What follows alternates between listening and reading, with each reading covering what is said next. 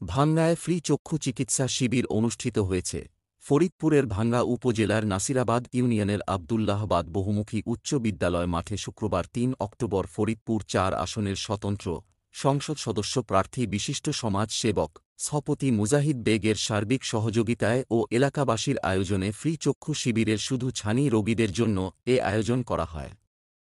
বিস্তারিত দেখুন জাকারিয়া খানের তথ্য ও ভিডিও চিত্রে। আসসালামু আলাইকুম, বিসমিল্লাহির রহমানির রহিম।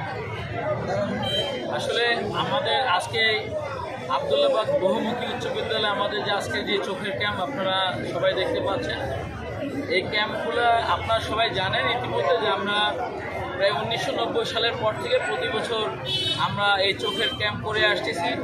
এই এলাকার গরিব অসহায় মানুষদেরকে চোখের দৃষ্টি ফিরিয়ে আনার জন্য আমাদের এই ক্ষুদ্র প্রচেষ্টা। এর মধ্যে আল্লাহর রহমতে আমরা প্রায় 36,000-এরও বেশি মানুষদেরকে আমরা চোখের ফ্রি স্থানীয় অপারেশন করে দিয়েছি আলহামদুলিল্লাহ। এরা বাংলাদেশের ইতিহাসে এককভাবে কোনো ফ্যামিলির একটা বিরল ঘটনা বলতে পারে। এই কার্যক্রম ইনশাল্লাহ আমাদের শুধু নির্বাচন কেন্দ্রিকই না, এটা আমরা আজীবন আমৃত্যু যতদিন আল্লাহ আমাদের সামর্থ্য দিবেন ততদিন পর্যন্ত আমাদের পরিবার এই কাজটা করে যাবেন।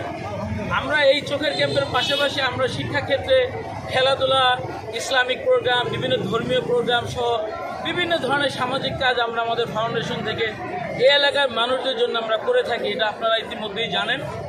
ইনশাল্লাহ আমি যদি এমপি হই তবু ইনশাল্লাহ এই কার্যক্রম আরও বেশি পরিমাণের বেগবান হবে, যেহেতু আমরা সামাজিক কাজ আমার দাদা, আমার বাবা, আমার বড় ভাই সহ আমরা 9 ভাই সবাই করে আসতেছি। এই কাজটা আরও বেশি বেগবান হবে, আরও বড় পরিসরে হবে। আর যদি এমপি না হয় তারপরেও যেহেতু আমার জন্মের আগে থেকে এই কাজগুলো চলমান, এই কাজটি ইনশাল্লাহ আপনাদের কল্যাণের জন্য সবসময় চলমান থাকবে ইনশাআল্লাহ।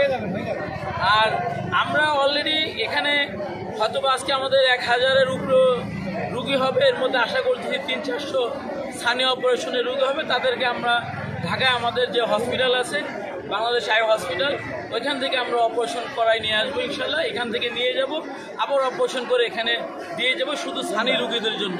এটা শুধু গরিব অসহায় এই স্থানীয় রুগীদের জন্য। আর আজকের এই ক্যাম্প অনুষ্ঠান করার পিছনে এই এলাকার যুবকদের অনেক বেশি অবদান।